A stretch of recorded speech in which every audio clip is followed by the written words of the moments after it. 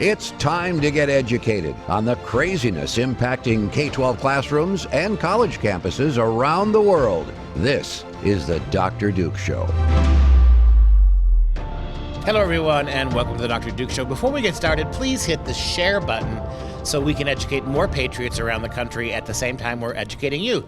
Before we start, I do want to give a shout out to our friends at Clean Start. Clean Start is the only hand sanitizer you will ever buy again once you try it. It is incredible. It is odor-free. It is delivered in a foam pump. It lasts for 2 full hours. It kills all the germs you need killed, and it helps wounds heals. You can get 19 bottles from the 2-gallon jug that we recommend that you make your first purchase. Simply visit freedomproject.com/clean, K-L-E-E-N. Again, freedomproject.com/KLEEN. Clean Start supports this show, so let's show them our support. Okay, today we head to Fairfax, Virginia. We ought to just set up a locale there. Maybe we could have Katie there, just living in a motel room, just every week, 3 or 4 times a week. We could have her be our foreign correspondent. Yes, I know I said foreign. Fairfax may as well be a whole other country behind the Iron Curtain.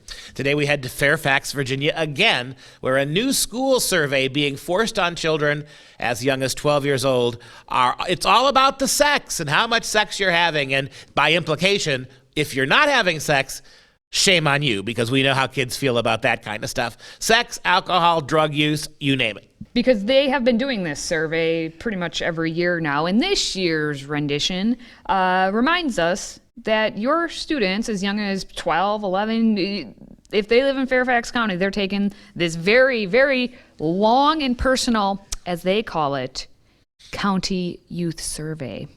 And it's 173 questions, multiple choice, of course. 173. How much? That's a whole math class, right? It's a whole science class down the drain. Fill in the bubbles. That's what they're spending your tax dollars on, filling in bubbles about their sex lives. And it's meant for students in 8th, 10th, and 12th grades. But one of the options on the first questions is how old are you? And it actually goes down to 10 years old. So, unless you have Doogie Howser out there being boy genius, doubtful, it's mostly 12-year-olds and up. But that makes no difference in this case because the questions that they are asked are outrageous. Take a look.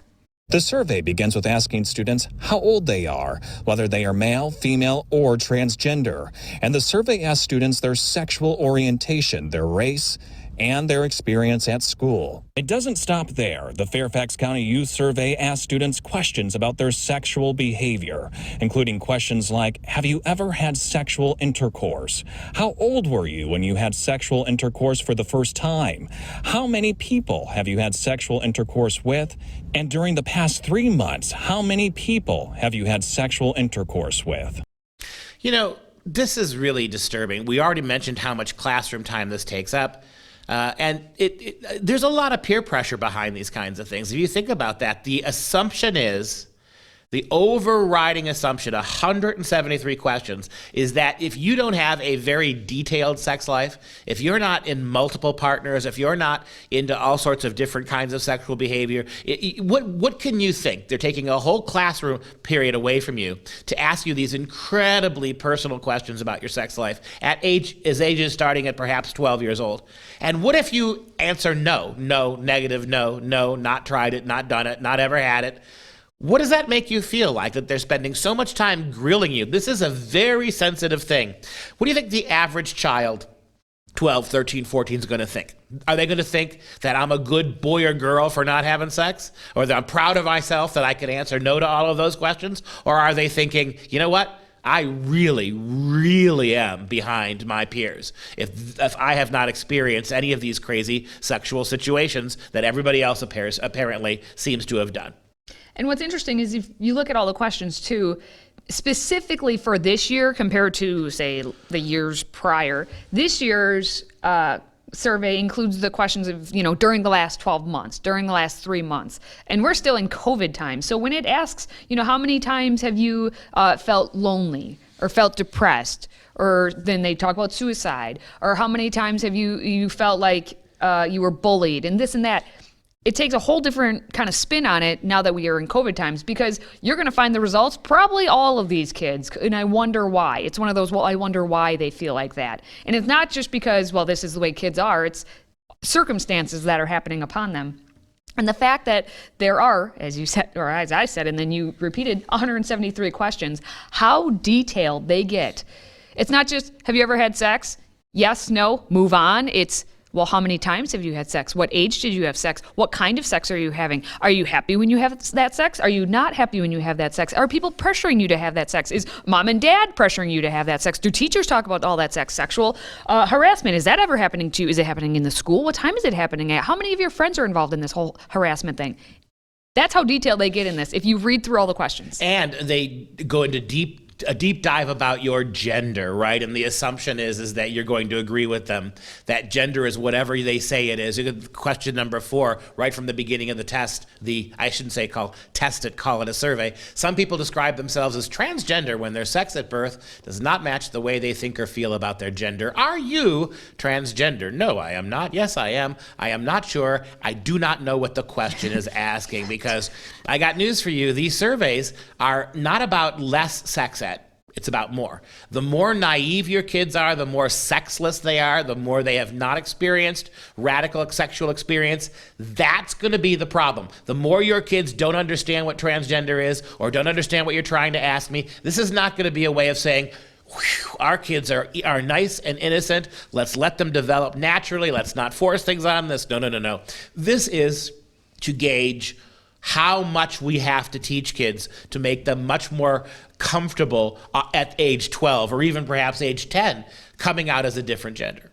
And what I was talking about before too, in terms of, if the kids feel stressed or lonely or down about themselves, in past years, the results I thought were shocking. I can't imagine what the results are for this year. So back in the 2019 survey, they found that 28% of the students felt sad or hopeless for 2 or more weeks in a row.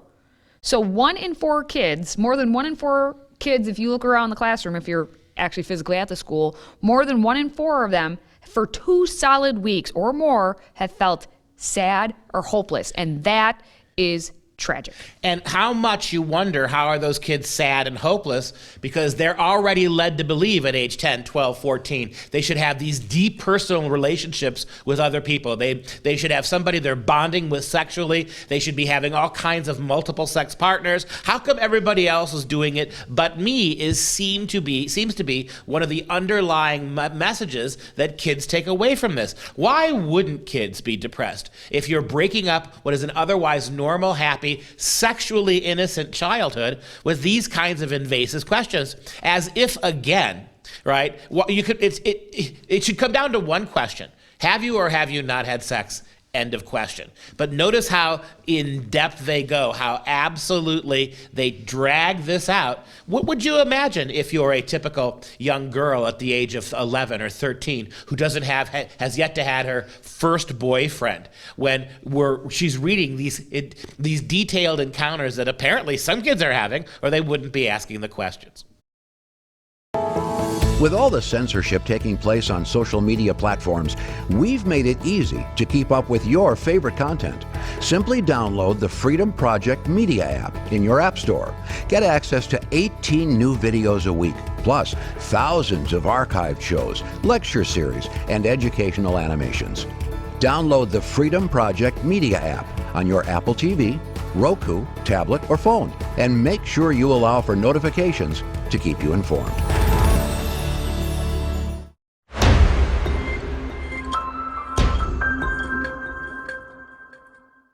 Hi, this is Katie, reporting to you live from Virginia. How'd I do? Does it sound good? Should I go to Virginia? I think you should be our foreign correspondent. Now, can we get you a passport for Virginia? Passport? I think we'd need one. Yes. Sounds good to me. We're going to stay in Virginia because in Virginia, it's cuckoo town. It's not just Virginia, though. Pretty much everywhere on every college campus, there's no hiding anything anymore. Just be free and open and loving and all that. So it's totally okay for you to openly say that pedophilia is the thing to do. It's totally acceptable. And at Old Dominion University, they have an assistant professor of sociology and criminal justice who says, yeah, it's okay if you're sexually attracted to children. Duh. Alan Walker, who is a female-to-male transgender, said in an interview with the Prostasia Foundation that minor-attracted persons should be understood and accepted by the public. Well, the reality here, Mom and Dad, and I don't know if you're aware of this, but the transgender thing is already done and accomplished. Over. Your kids are getting taught and will continue to get taught at kindergarten, first grade, second grade, and when they mandate pre-K, they're going to be taught there about the fluidity of their own gender. That battle's been lost. The next battle to be waged is this one. And it's so much more outrageous even than the trans one was, right? What made you forget about gay marriage? Transgenderism. What's going to make you forget immediately about your kid's gender and his decision or her decision to change it is what's coming down the road. And that is the mainstreaming of pedophilia. You heard the argument by and this is an interesting, go back to the picture we have. She's a member of a group called yes, there it is. Prostasia, right? Obviously derived from the word prostrate. And here you have a female who has become a male in her own mind, and she's part of a group called Prostasia. That's like this idea that not only women, people without vaginas can become mothers too. People without vaginas can menstruate as well. People without prostates, I suppose now, have them too. And there you go. And so we find ourselves in a situation here. The next big thing is going to be, it's just an alternative sexuality. Don't you dare treat us as we're criminals. This is 100% normal to be sexually attracted to children. And the way we fix this is empower children to have their own. Why do you think they've been grooming your kids? Why do you think 173 questions on your 8th graders, your 7th graders' sex history? They're grooming these kids with incredible information about sex of all different kinds. So in about 6 months, the argument's going to be, let's liberate children sexually. We should not have age limits for children to consent. Children as young as elementary and late elementary and middle school kids have the capacity to choose sex with somebody much older because we've been training them on this. It's one of the revolutions of the school system. We're not teaching them math and science. We're teaching about sex. So the one thing, they can't pass a test. They can't write their name legibly. They can't read a book that doesn't have 90% pictures in it. But what they can do, and the one and only thing they will be able to do as public school kids, if they can do nothing else, is consent to sex anytime, anywhere, with anybody. So to understand this whole interview that happened between Alan Walker and Prostasia, you must know that Prostasia is a nonprofit that claims to protect children with an approach that combines its zero tolerance of child sexual abuse with its commitment to human and civil rights and sex positivity. Yes. And one of Prostasia's main advocacy efforts is in its fight against laws that ban sex dolls that are designed to look like kids. Right. They're fighting that ban. Now you know who that is. You ought to have realistic toys, sex toys, that mimic entirely little children's bodies to slake your attraction on. Yes, and Alan Walker, who was being interviewed by said group, published a book that was called A Long Dark Shadow, Minor Attracted People and Their Pursuit of Dignity, and it argues that understandings about this population have been shadowed by moral panic, and that these misconceptions simultaneously place children at risk of harm. So it's you who care about the kids, you're the ones actually doing the harm. And so in the interview, Walker actually said that a lot of people, when they hear the term pedophile, they automatically assume that it means a sex offender. And that isn't true. And it leads to a lot of misconceptions about attractions toward minors. I've definitely heard the idea that you brought up, though, that the use of the term minor attracted person suggests that it's okay to be attracted to children, but using a term that communicates who someone is attracted to doesn't indicate anything about the morality of that attraction. From my perspective, there is no morality or immorality attached to attraction to anyone because no one can control who they're attracted to at all. In other words, it's not who we're attracted to that's either okay or not okay. It's our behaviors in responding to that attraction that are either okay or not okay. Yeah, so by that logic, by that logic, you know, we all dream of killing somebody. That's not wrong. We'd have to kill somebody. There's nothing moral or amoral about wanting somebody dead. Hey, we all want money, right? Money's a big deal. Fantasizing about money, building our lives about money, taking somebody else's money, that's not greed, that's not envy. This is what happens when you get this far away from Christian morality and you replace it with the situational ethics of materialist good and bad, which has nothing at all to do with real moral consent. Morality is something in the heart. Lusting after something that's bad for you and bad for they you are lusting after is sin. It is absolutely morality. And the idea that you're going to soften this up, right? Make it much more, and I love what they said at the beginning of this Protasia group. They say we're definitely against child abuse, but it's not abuse. Sex positively wise, if your kid says okay, if we can talk your 5-year-old daughter or your 7-year-old son, if 35-year-old men can convince 11-year-old boys that this is just a choice, right? How many books have we covered on the Dr. Duke Show that have been pulled out of middle school, high school libraries that have exactly that kind of sexual situation in them? Now you are getting your university professors theorizing when it's safe to have sex with a child, and that is whenever she says yes. Today's show is sponsored by our friends at MyPillow.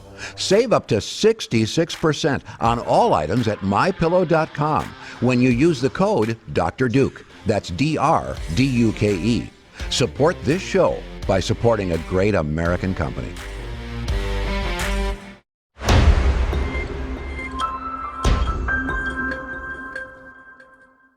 Sort of in the spectrum, I guess, of the consenting to actions and stuff. We all know the phrase, my body, my choice, right? We've all heard that.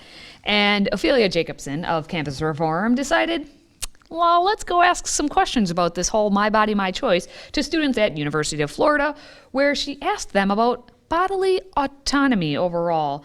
And you can guess where she's going in the current political climate that we are in, but most of the female students that she asked actually kind of didn't really get it.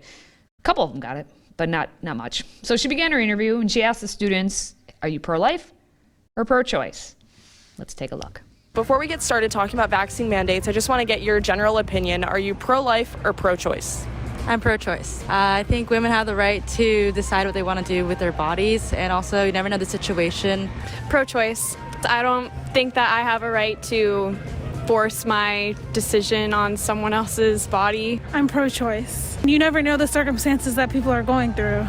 I'm pro-choice. The truth is that no one is in your body but you, and it's your life that you have to live. So you don't think the government should tell you what you can do with your body? Yeah. So then when we're talking about vaccine mandates, government vaccine mandates, are you for or against them? I'm for it. I'm vaccinated. I would be okay with the vaccine mandate. I agree with government mandates. I am for, but I see where you're going with this. I see where you're going with this. So then what happened to the my body, my choice argument in that circumstance? I feel like that's regarding, well, I guess, Yeah, it does sound contradicting, and I wouldn't disagree with someone who, brought that to my attention. I do understand that, like, a mandate is kind of contradictory to my body, my choice.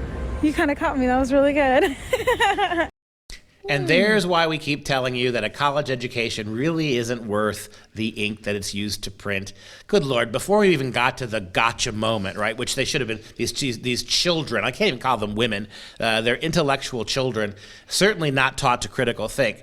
They couldn't see what was coming down the road, but two statements. One young woman said, no one can tell you anything about how you treat your body. not recognizing that the child that you're aborting has a body. And number two, no one's in your body but you. Literally, one of those young girls said, no one's in your body but you.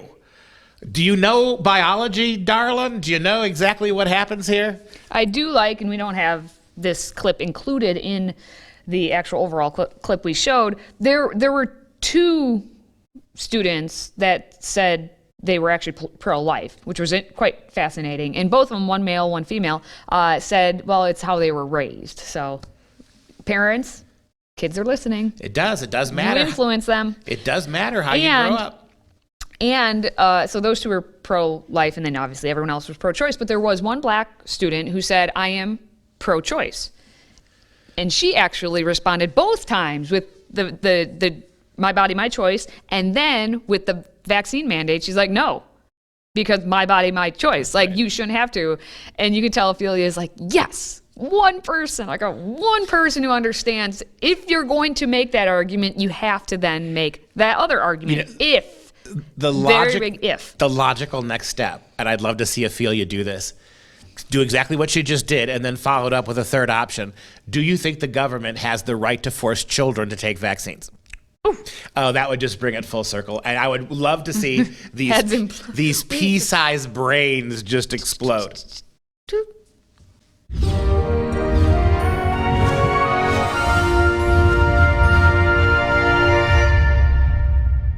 Time for some real education. King Lear, I consider it Shakespeare's greatest play. If you have never read it, it is a force. I mean, it is, I mentioned it yesterday, it's life at the bone, right? Cuts right to the core of a lot of major issues in human behavior, human psychology, theology, and spirituality. And it's also one of the great theodicies. A theodicy is a work of literature, or any work of art, actually, that seeks to explain the role of suffering in human affairs. That's a theodicy, a theodicy. And I think outside of the book of Job, this may be the single greatest work of art to encapsulate what role suffering can play to a beneficial end in human life. And so take a look at our quote from today. This is 1616, King Lear. This is the Earl of Gloucester, who, by standing up for King Lear and defying his two evil daughters, Lear's evil daughters, remaining a friend of King Lear, they actually, these two daughters, their husbands, remove Gloucester's eyes. They actually rip his eyeballs out, and they turn him loose, wandering in a dark, dark storm. And so there's Gloucester with what's left of his eyes running down his face, simply all for the simple fact that he defended King Lear from their harshness. And he talks about how this suffering that's come upon him, this terrible, terrible affliction, it actually, ironically, has opened his eyes to what human nature is. By losing his eyes, it took losing his actual eyes to quote unquote see what the world really is. And he says, when he's confronted by one of the better characters who's trying to help him, you have no eyes, he says to him, let me show you the way. Gloucester responds, I have no way, and therefore need no eyes. I stumbled when I saw. Full oft 'tis seen that our means secure us, and our mere defects prove our commodities. This is a powerful, pithy statement of some deep philosophy. Like Christ said, right? Woe unto you who have eyes and do not see. Woe unto you, Jesus said, right? You've been given eyesight. You've been given sight and vision to steer away from evil and to choose the good. Go back to the quote. Just like a sinner in the time of Christ, he says, I have no way and therefore need no eyes. I stumbled when I saw. Remember when Jesus said, if it is your eye that bothers you, if you can't stop looking at bad things, pluck your eye out and throw it into the fire. Better to go into heaven with no eyes than to go into hell with both of your eyes, right? But then he says something powerful. It often is true, he says, full oft we see it, that the more comfortable we are, the more our means secure us, and our mere defects become our really values. When in a world where there's a lot of material comfort, where we don't suffer much, we get lost. And oftentimes, it's that which breaks us of our complacent comforts, that which makes us hurt and feel and suffer, that saves our lives because it pulls us back to things much more significant. If you have a question for Dr. Duke and Katie, please send it our way by emailing askduke@fpeusa.org. And that wraps up this show. For Freedom Project, I'm Katie. He's Dr. Duke. Till next time, stay educated, my friends.